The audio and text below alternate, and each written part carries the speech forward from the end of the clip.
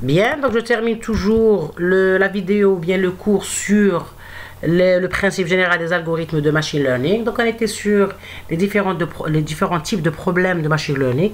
On a parlé de classification, on a parlé de régression avec des exemples. On va parler maintenant de la prédiction structurée ou bien split prediction. Donc la variable expliquée prend des valeurs dans un domaine de données structurées.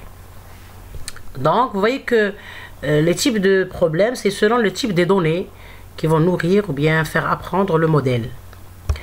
Donc, les problèmes, bien les exemples 7 et 8 qui sont cités ci-dessous, rentrent dans cette catégorie de la prédiction structurée. Dans l'exemple 7, les valeurs que peut prendre la variable expliquée sont les parties, c'est-à-dire les sous-séquences de mots dans la phrase. Parce que le problème cité, son énoncé est la suivante. Quelle est l'entité nommée dans cette expression-là? On a la phrase « La Maison Blanche a démenti ces informations ». Le problème est de trouver quelle est l'entité nommée. Donc ici, elle va rentrer, c'est-à-dire on va utiliser des sous-problèmes, bien des sous-ensembles. Donc, la valeur expliquée, c'est la variable y, va prendre ces valeurs dans les parties ou bien les sous-séquences de mots de la phrase. Il y a plusieurs sous-séquences. Dans l'exemple 8, toujours c'est un problème de prédiction structurée. Les valeurs possibles de la variable expliquée sont les sous-ensembles de pixels de l'image, parce que le problème 8, il a comme énoncé quelle est la région d'image correspondant au pantalon. Donc l'image, elle contient plusieurs images. L'image, elle contient plusieurs, c'est-à-dire régions avec différentes images. Donc on voudrait limiter les pantalons. Donc on va utiliser des sous-ensembles de cette image-là. Donc, les valeurs possibles de cette variable expliquée, qui est la variable y, va prendre ces valeurs dans les sous-ensembles de pixels de l'image pour délimiter les pantalons. Donc, vous voyez que les types de données, qui sont le classement, la régression et la prédiction structurée, c'est selon, bien sûr, les types de données, c'est-à-dire les types de données qui vont nourrir les types de données et les valeurs que peut prendre la variable expliquée dans ces données-là.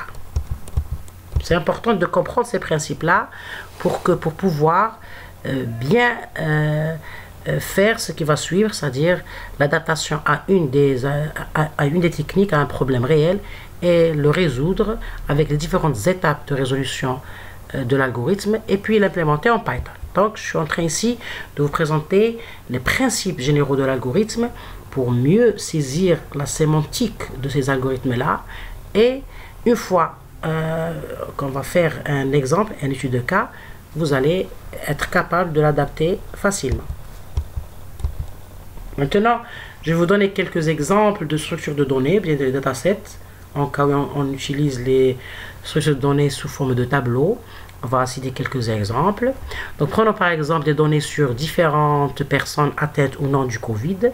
Donc, ici, on a la variable x qui est les variables explicatives, ou bien on les appelle les features, ou bien les attributs, ou bien les caractéristiques, correspondent à différentes caractéristiques telles que l'âge, le poids, la taille, la ville de résidence, les symptômes, etc. Et ici, la colonne qui est en gris, qu'on va la considérer comme le target, ou bien l'observation, ou bien la cible, c'est le vecteur, bien la variable y, qui sera associée à une personne différente, c'est-à-dire, est-ce que cette personne, elle est atteinte du Covid ou non? C'est ça la question. Donc, on a identifié les personnes avec des nombres incrémentables automatiquement, 1, 2, 3, 4, etc. Ici, on a 4 lignes, donc m égale à 4 et n égale à 1, 2, 3, 4, 5, 6, 7, 8, 9, 10. N égale à 10. Pour le x égale à n égale à 10, pour le y, m égale à 4. Bien, il y a un autre exemple de dataset. On veut expliquer la consommation en litres par 100 km de véhicules à partir premièrement de variables explicatives ou bien les futures qui est x avec n égale à 6. Ces x là sont l'identité, le modèle, c'est-à-dire l'identité de la voiture, le modèle, le prix, le cylindre, c'est-à-dire la cylindrée, la puissance et le poids. Pour la variable à expliquer ou bien la sortie ou bien le target qui est la variable y, on voudrait savoir ou bien trouver la consommation. Donc, les observations au target Y, on a m égale à 20 observations. Dans notre tableau, on a 20 observations, c'est-à-dire sur des différents véhicules. et on voudrait savoir la consommation d'un véhicule donné comme question pour avoir la bonne réponse. Combien il va faire de consommation selon bien sûr ces différentes caractéristiques. Bien, donc cela termine notre exposé sur le principe général des différents algorithmes. Donc maintenant on aura la capacité c'est-à-dire comment dirais-je, d'utiliser un par un des différents algorithmes comme l'apprentissage supervisé. On va voir un cas de classification et un cas de régression pour l'apprentissage non supervisé, pour l'apprentissage par renforcement et pour le deep learning ou bien l'apprentissage par profondeur. On va faire des études de cas pour mieux comprendre le principe de chaque algorithme. Mais en général, d'une façon abstraite, c'est ça le principe, c'est-à-dire ce cours-là, ça donne l'opportunité de comprendre le principe général des algorithmes du machine learning et les différentes techniques utilisées comme le classement, la régression et la prédiction structurée.